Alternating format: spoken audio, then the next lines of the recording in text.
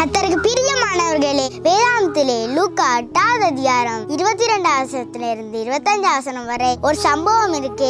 என்ன சம்பவம் தெரியுமா? ஆற்றையும் கடலையும் ஏசப்பா அதட்டுறா. சீஷர்களுக்கு ஏசப்பா சொல்றார், வாருங்கள் அக்கறைக்கு போவோம் என்று.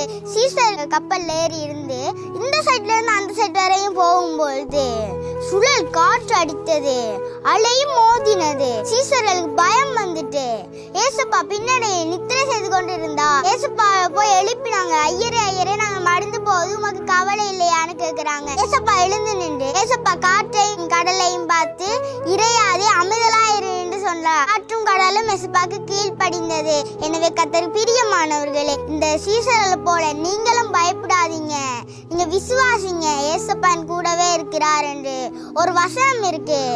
தேவன் நமக்கு அடைக்கலமும் பெலனும் ஆபத்து காலத்தில் அனுகூலமான துணையுமானவர். பயப்படாதீங்க, ஏசப்பா இருக்கிறார் என்று விசுவாசிங்க. ஆமென். God bless you.